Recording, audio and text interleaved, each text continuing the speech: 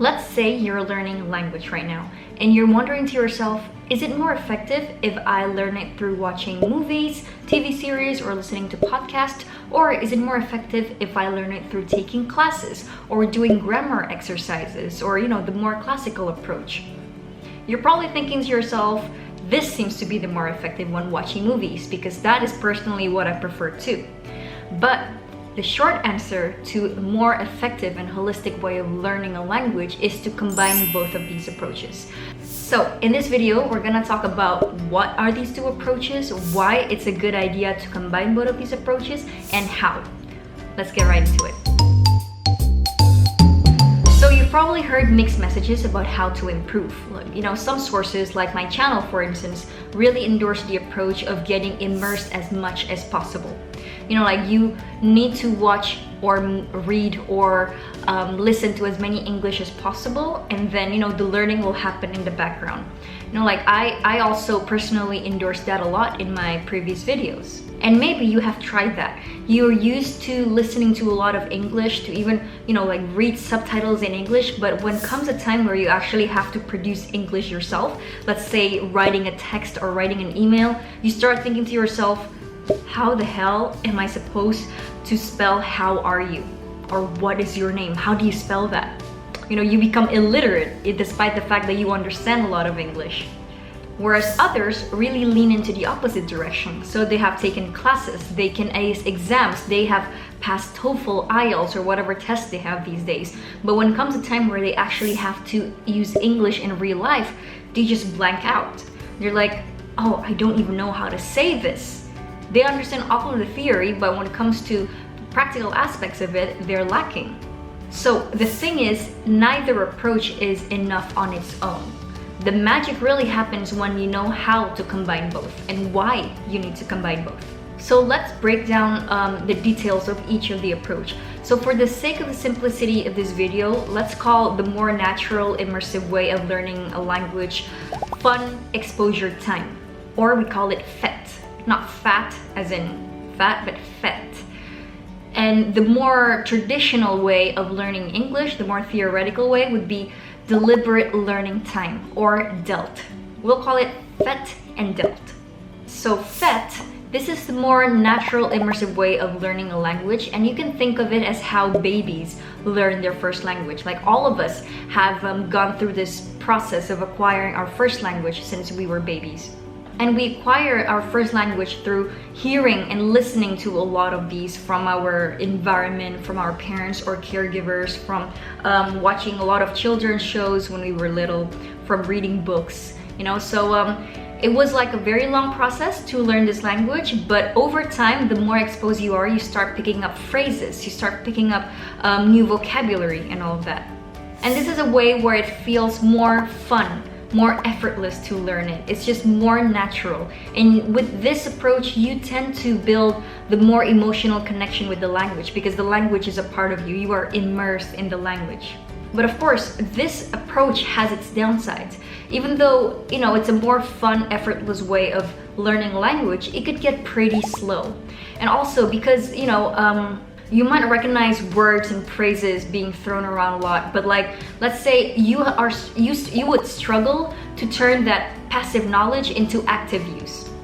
And also learning the FET approach, it relies heavily on context and exposure, and a lot of the times it's hard to measure your progress because it's unstructured and of course a bit random and unpredictable. On the other hand, we have DELT, which is the deliberate learning time, and this is how we normally, as adults, learn our second language. Let's say we learn English at school, where we learn Spanish at school. This is a more classroom, traditional, structured way of learning a language. So we first study the alphabets and how they are pronounced. You learn sentence structures, you learn how to build sentences yourself, you learn the grammar rules, you learn the why and the how the words are pronounced a certain way. You learn the why and the how the sentence are built that way. So using the DELT approach is where you build the foundation, and it gives you the step-by-step approach on how you can go from complete beginner to advanced. Like the more traditional way of learning a language, it helps you understand the patterns of a language. But of course, this approach also comes with a downside.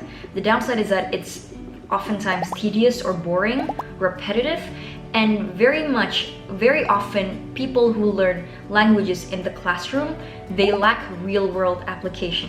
Even though they know how to ace exams, when it comes to actually speaking in the field, they just blank out. So that is the difference in a nutshell. And then you probably think to yourself, why combine both? I prefer one way than the other. It's very normal to have preferences, but it's also good to understand that both of these approaches are not competing approaches. They actually complement each other, because as you can see, each of this approach has its pros and cons. Each approach are quite different. When you know how to blend them, how to combine both of these approaches in your language learning strategy, that's when you can actually make a more effective and fast progress.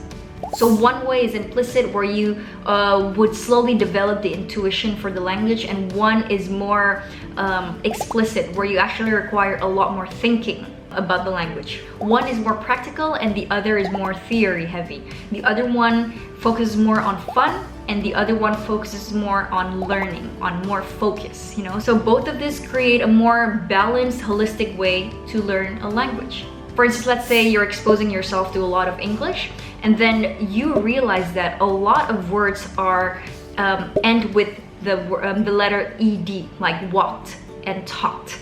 You notice that, but then also you notice other times where the simple verb of walk and talk is used without the ed. So you wonder to yourself, how come sometimes the speakers use the words with ed and other times not?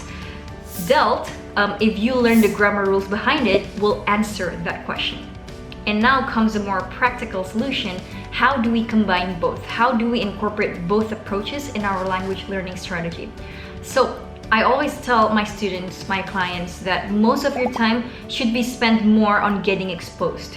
So let's say if you were to have 4 hours a day of free time to learn English, 3 hours should be spent on exposing yourself to English, and let's say 1 hour should be spent on studying the mechanics of the language, understanding the patterns. Of course, it's not always that smooth. Sometimes you only have 1 hour. In that case, I would probably spend about 50 minutes of that watching English and 10 minutes of that trying to learn it, trying to decipher the sentence structure, trying to collect new vocabulary, trying to do grammar exercises if that's what you are trying to improve. Of course, so like the ratio of how much fet and how much del that you need to do really depends on how motivated you are, how much time you have, and your capacity to be able to spend a lot of time learning it deliberately. Because of course, deliberate learning, intentional learning does require a lot more mental energy than just, passively exposing yourself to English. But if you actually have the motivation and you really want to speed up the progress, then doing about like 50% Delt, deliberate learning, and 50% fun exposure could also be good. So some real life examples that you could do that would be, let's say you watch a 1 hour episode of a TV series, and then after you finish that 1 hour, you spend the next 20 minutes, let's say, repeating a certain scene that was interesting to you, and really study the language. Really understand the kind of phrases that they use, really understand why certain grammars are used this situation. Or maybe even like doing some dictation, like listening exercises where you play the video and you start typing the transcript yourself to improve your listening skills. Or another way, let's say, would be, let's say you read a chapter of a book, and then what you can do is after you read that one chapter, you start writing a little summary for yourself in English. It's like, okay, what have I understood from that one chapter? And then let's say you spend 30 minutes reading that chapter, and then you spend the next 10 minutes trying to summarize it into a small journal prompt. In this sense, let's say you're getting the fun out of reading that chapter for yourself. Let's say for fun, you read it because you want to learn about this topic in the book, or maybe you're reading it because you enjoy the story that is happening. And then after you have your fun of reading that chapter, you spend the next 20 minutes trying to really understand the language. You start producing your own language. So this is where the exercise and the more challenge comes. you write down the new words and the new phrases that you found when you were reading it. So whatever approach that you want to do, it's very important for you to have a little bit more fun and to make the process not as tedious, not as boring. So this is exactly why it's important to separate your learning time and your fun time. Let's say before you watch a movie in English, you have to set the intention: am I watching this movie to learn English, or am I watching this movie to have fun, to enjoy the story? Because without setting that intention, you're not really sure what you're doing. A part of you feel like, oh, I'm watching an English movie, so I'm gonna use this to learn, but you can't really enjoy the movie, enjoy the story if you're there to learn, right? Whereas let's say it's kind of like you wanna have fun, but you're too focused on the grammar. And then by the end of when the movie finishes, you feel like, that was so boring. I don't even understand the story because I was too focused on how the grammar was used. So this is exactly why it's important for you to know what you're doing, whether it's for fun or for learning, before you consume a piece of content in English. So to summarize the whole video, the key to effective language learning is not choosing between FET or DELT. It's knowing how to blend the two approaches together in a way that fits to your liking and in a way that is approachable to you. So it's not too boring, it's not too difficult, it's challenging, but you can still keep it fun. So that is it for this video. Thank you for watching. I hope you gained something, and I will see you next week in another video. Until then, take care and bye-bye.